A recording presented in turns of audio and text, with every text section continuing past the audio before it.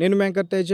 అయితే మార్నింగ్ నుంచి కూడా ఒక న్యూస్ బాగా స్ప్రెడ్ అవుతుంది. అదేంటంటే సినీ పరిశ్రమకు సంబంధించిన నాగార్జునకు చెందినటువంటి ఎన్ కన్వెన్షనల్ హాల్ కూల్చివేస్తున్నారంటూ కూడా మార్నింగ్ నుంచి మనం న్యూస్ వింటున్నాం. అయితే దీన్ని కూల్చేయడానికి గల రీజనాలేంటి? గల కారణాలేంటి? ఇప్పుడు అవన్నీ కూడా నేను పూర్తిగా ఎక్స్‌ప్లెయిన్ చేసే ప్రయత్నం చేస్తాను. సో, ఇప్పుడు ఏదైతే ఎన్ కన్వెన్షన్ హాల్ నిర్మించబడున్నదో ఆ ప్రాంతం ఇప్పుడు మీకు కనిపిస్తుందా? నేను చూపిస్తున్నా. అదంతా కూడా అక్కడ కనిపిస్తుంది. దాదాపు ఆల్మోస్ట్ దాన్ని కూల్చేశారు. ఇంకా కొంచెం కొంచెం తీసుకెళ్తున్నారు బయటికి ఆ చెత్తనంతటిని కూడా. అయితే అది ఒక చెరువు మీద నిర్మించబడింది. అంటే ఆల్రెడీ మనకి కొంచెం సగం భాగం చెరువు కనిపిస్తుంది. ఇంకా చెరువు ఉండేదంట. ఆ చెరువు పైన రాళ్ళు మట్టి వేసేసి దాన్ని పూడ్చి సగ భాగాన్ని 3 ఎకరాల వరకు కూడా పూడ్చారని చెప్తున్నారు. మరి అది ఎంతవరకు వాస్తవమో తెలీదు. అయితే మనకు బయట వస్తున్న సమాచారం ప్రకారం నేను చెప్తున్నా. దాని మీద అలా పూడ్చేసి దాని మీద కట్టారు ఎన్ కన్వెన్షనల్ హాల్ అని చెప్పేసి. అందుకనే దీన్ని కూల్స్తున్నారు హైదరాబాద్లో ఇక్కడ ప్రభుత్వం వారని చెప్పేసి ఇప్పటివరకు వచ్చిన వార్త. అయితే చెరువు పెద్ద యూజ్ లేదు కదా, చెరువు మీద పెట్టి కట్టుకోవడం తప్పేముంది, తన దగ్గర డబ్బులు ఉన్నాయి కట్టుకున్నాడు కదా, ఇలా కూడా అనుకోవచ్చు. అయితే మన మహానగరం హైదరాబాద్ ప్రాంతంలో వర్షం వచ్చినప్పుడు ఆ వాటర్ ఫ్లో అంతా కూడా ఎటు వెళ్లకుండా అక్కడే ఉండిపోయి డ్రైనేజీలు పొంగిపోయి లేనిపోని జబ్బులన్నీ కూడా మనమే తెచ్చుకుంటున్నాం. సో వాటర్ ఫ్లో ఎక్కడికి వెళ్ళట్లేదు, అలాగే ఉండిపోతుంది. సో దాన్ని కవర్ చేయడానికి ఇంతకుముందు ఉన్న ప్రభుత్వం కూడా చాలా ప్రయత్నాలు చేసింది. అయితే ఇప్పుడున్న ప్రభుత్వం మాత్రం చాలా సీరియస్గా యాక్షన్ తీసుకుంది. అయితే ఇక్కడ ఇదే ఎందుకు కొంచెం వైరల్ అవుతుందంటే ఎన్ కన్వెన్షన్ కొంచెం నాగార్జున గారు ఇండస్ట్రీ పరిశ్రమకు చెందిన వ్యక్తి కాబట్టి కొంచెం వైరల్ అవుతుంది. ఇలాంటివి చాలా ఉన్నాయంట, ఆల్రెడీ స్టార్ట్ చేశారు, చాలా చోట్ల చేస్తున్నారు. హైదరాబాద్లో ఇప్పటివరకు ఇలా దగ్గరగా ఒక 86 చెరువులు ఇలానే పూర్తి చేసి దానిపైన పెద్ద పెద్ద బిల్డింగ్స్ అన్నీ కూడా కట్టారని చెప్పేసి చెప్తున్నారు. మరి వాటన్నిటిని కూడా ఇక్కడ ఎలా అయితే కూల్చేశారో అలానే కూల్చేస్తారు అని చెప్పేసి అంటున్నారు. అలాగే నాగార్జున గారికి సంబంధించి అన్నపూర్ణ స్టూడియోస్ దగ్గర కూడా ఆల్రెడీ నోటీసులు ఇచ్చారని చెప్పేసి అంటున్నారు. సో అన్నపూర్ణ స్టూడియోస్ గురించి మీ అందరికీ బాగా తెలుసు, అదంతా బాగా ఫేమస్ అయిన స్టూడియో. సో ఎక్కడెక్కడి నుంచి వచ్చి కూడా ఇక్కడ షూటింగ్స్ అవి చేసుకుంటూ ఉంటారు అన్నపూర్ణ స్టూడియోస్లో. అలాగే మరికొంతమంది గతంలో నాగార్జున గారు జగన్మోహన్ రెడ్డి గారికి సపోర్ట్ చేశారు, అతనికి కొంచెం స్నేహం ఉంది ఆయనతోటి, ఆ కక్షతోనే రేవంత్ రెడ్డి గారు ప్రభుత్వం ఇక్కడ కూల్చేస్తుంది అని చెప్పేసి కొంతమంది ఒక కొత్త కథనాలు సృష్టించే ప్రయత్నం చేస్తున్నారు. అవన్నీ కూడా రాంగ్. కేవలం నాగార్జున గారు మాత్రమే కాదు, ఇలాంటివి హైదరాబాద్లో చాలా ఉన్నాయి. అలాగే రీసెంట్గా జూబ్లీ హిల్స్ పార్క్కి సంబంధించి దానం నాగేంద్ర ఇప్పుడు కాంగ్రెస్లో ఉన్న వ్యక్తి ఆయనకు కూడా నోటీసులు జారీ చేశారు రంగనాథ్ గారు అనే వ్యక్తి. ఇదంతా కూడా ఒక హైడ్రా చూస్తుంది, హైడ్రా దాంట్లోనే ఇదంతా కూడా ఇవన్నీ కూడా కూల్చేస్తున్నారని చెప్పేసి చెప్తున్నారు. సో చూద్దాం మరి ఇవి ఎక్కడి వరకు వెళ్తాయి, ఇక్కడితోనే ఆగుతుందా లేకపోతే ఇంకా పెద్ద పెద్ద బిల్డింగ్స్ని కూడా కూల్చే ప్రయత్నం ఇలా చేస్తారా అంటే చాలామంది ప్రజలు కూడా ఇలా చేయడం కరెక్టే అని చెప్తున్నారు. అలాగే మరికొంతమంది వ్యక్తులు జగన్మోహన్ రెడ్డి గారికి నాగార్జున గారికి కొంచెం ఫ్రెండ్షిప్ ఉంది, దాన్ని దృష్టిలో పెట్టుకునే చంద్రబాబు నాయుడు గారు రేవంత్ రెడ్డి గారితో ఇలా చేయిస్తున్నారు. అందుకనే రేవంత్ రెడ్డి గారి ప్రభుత్వం ఇక్కడ సీరియస్గా యాక్షన్ తీసుకుంది ఎన్ కన్వెన్షనల్ హాల్ మీద. ఇప్పటివరకు ఎలాంటి దాడులు చేయలేదు, కానీ ఈ ప్రభుత్వం వచ్చిన తర్వాత కావాలని దాడులు చేస్తుందంటూ కూడా కొంతమంది కామెంట్స్ పెడుతున్నారు. అయితే ఒక రకంగా ఇది మంచి పనే అనుకోవచ్చు. ఎందుకంటే హైదరాబాదులో వర్షం పడిన తర్వాత ఆ నీరంతా ఏదైనా లోతు ఉన్న ప్రదేశంలోకి చేరుకోవాలి, కానీ అలా చేరుకోవట్లేదు. దానికి రీజన్ ఏంటంటే చెరువులపై ముఖ్యంగా ఈ చెరువులు అనేవి లోతుగా ఉంటాయి.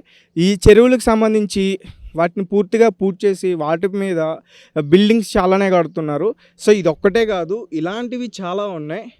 కాబట్టి వీటిని ఖచ్చితంగా అరికట్టాలి అని చెప్పేసి ఎవరైతే ఇలా ఈ చెరువుల పైన ప్రభుత్వం పర్మిషన్ లేకుండా కబ్జాలు చేసి బిల్డింగ్స్ కడుతున్నారో ఎంత పెద్ద బిల్డింగ్స్ అయినా సరే ఈ హైడ్రా కూల్చేస్తుందని చెప్పేసి రంగనాథ్ గారు తెలియజేస్తున్నారు. అలాగే మనం చూస్తున్నాం చాలామందికి ఇప్పటివరకే నోటీసులు వెళ్ళాయంట, అందరూ కూడా జాగ్రత్తగా ఉంటున్నారు. అలాగే దాదాపు ఇలాంటి చెరువులు హైదరాబాదులో 56, 86 అని చెప్తున్నారు, సరైన సంఖ్య నాకు తెలీదు. ప్రతి చెరువులో కూడా ఇలా అక్రమంగా కబ్జా చేసి కట్టడాలు ఉన్నాయంట. సో వాటన్నిటిని కూడా కూల్చే ప్రయత్నం రేవంత్ రెడ్డి ప్రభుత్వం చేస్తుందని చెప్తున్నారు. సో చూద్దాం మరి రేవంత్ రెడ్డి గారు దీనిపైన ఇంకా ఎలాంటి చర్యలు తీసుకుంటారు, దీన్ని ఇక్కడితోనే ఆపేస్తారా లేదంటే ఇంకా కంటిన్యూ చేస్తారా? కంటిన్యూ చేస్తే ఒక రకంగా ఆయనకి మంచి పేరు, ఇప్పటివరకు కూడా చాలామంది మెచ్చుకుంటున్నారు ఆయన్ని. మనం చూస్తున్నాం మార్నింగ్ నుంచి అన్కన్వెన్షనల్ హాల్ కూలగొడుతున్న విజువల్స్ అవన్నీ చూసిన తర్వాత చాలామంది కూడా పాజిటివ్గానే ప్రభుత్వం పైన కామెంట్స్ పెడుతున్నారు. మరి చూద్దాం దీన్ని ఇక్కడితో ఆపుతారా, ఇంకా ముందుకు తీసుకెళ్ళి ఇలా ఈ కబ్జా చేసి కట్టిన బిల్డింగ్స్ అన్నిటిని కూడా కూలగొట్టే ప్రయత్నం చేస్తుందా లేదా మనం పూర్తిగా తెలుసుకునే ప్రయత్నం చేద్దాం. అయితే రేవంత్ రెడ్డి గారి ప్రభుత్వం ఇలాంటి అక్రమంగా కడుతున్న వీటన్నిటిపైన కూడా చాలా సీరియస్గా యాక్షన్ తీసుకుంటుంది. సో దీనిపైన మీరు ఎలా స్పందిస్తారు? అంటే ఇప్పుడు మీరు అడిగిన దానికి సంబంధం రేవంత్ రెడ్డి ఆ ప్రభుత్వంలో జరుగుతుంది అనే విషయం మీరు మాట్లాడుతున్నారు. అంటే ఏంటంటే ప్రస్తుతం ఏంటంటే జనాలకు ఇప్పుడు కళ్ళు తెరుచుకున్నారు. గత 10 సంవత్సరాలు ఏం జరిగింది అని అంటే మనకు తెలియదు. మేము ఇప్పుడు కాంగ్రెస్ ప్రభుత్వం ఉంది కాబట్టి మేము కూడా ధైర్యంగా ఇప్పుడు ప్రజల మధ్యలో తిరగడం జరుగుతుంది, ప్రజలతో మాట్లాడడం జరుగుతుంది. ఇప్పుడు ప్రభుత్వం ఉంది మాది కాబట్టి, నేను కాంగ్రెస్ పార్టీ కార్యకర్తను కాబట్టి నేను తిరుగుతున్నా కాబట్టి నాకు తెలుసు కాబట్టి నేను మాట్లాడుతున్నా. ఏంటంటే ఇప్పుడు టీఆర్ఎస్ చేయలేదు, కాంగ్రెస్ చేసిందని అంటే వాస్తవం చెప్పిన టీఆర్ఎస్ చేయాల్సిన పని ఇది చేయలేరు కాబట్టి అలా రేవంత్ రెడ్డి ఆధ్వర్యంలో కాంగ్రెస్ పార్టీ నాయకులం చేస్తున్నాం. ఈ చెరువు తెలుసా మీకు? ఐడియా ఉందో? ఒకప్పుడు ఎంత ఉండేది ఇదంతా? అక్కడ వరకు కూడా చెరువే ఉండేదా? యాక్చువల్లీ అది అక్కడ బ్యాకప్ కవర్ అయినాక మనకు కనపడదు కదా. బ్యాకప్ అనేది దాచిపెట్టేసిండు, ముంగడు కట్టేసిండు, బ్యాక్ దాచిపెట్టిండు. జనాలు ఇక్కడ లోపలికి ఎవరు వస్తున్నారు, రోడ్ మీద తిరగడం చాలా కష్టం ఈ ట్రాఫిక్లో. అంటే ఇప్పటివరకు దీని వెనకాల చెరువు ఒకటి ఉన్నదనేది తెలియదు, అస్సలు నాకే తెలియదు వాస్తవం చెప్పాలంటే. అది బిల్డింగ్ ఉంది కదా, ఇక్కడ మొత్తం సిటీ లెవెల్ కదా, ఇక్కడ ఏం చెరువు ఉంటుందిలే అని ఆలోచన గమనించడం తప్పితే మనకి ఇక్కడ చెరువు ఉందన్న సంగతి నాకే తెలియదు. బాగానే కనిపిస్తుంది కదన్నా, అటువైపు నుంచి కనపడుతుంది వాస్తవం మీరు చెప్పడం. అంటే మేము అటువైపు తిరగలేదు కదా, మేము తిరిగింది ఇది సిటీ లెవెల్లో, రోడ్ లెవెల్లో, శిల్పారం నుండి కొత్తగూడ రోడ్లో తిరిగాం. ఈ బ్యాక్ సైడ్ హైటెక్స్లోకి రాము, ఇప్పుడు ఫంక్షన్స్ ఉంటేనే అల్లకి వెళ్తాం.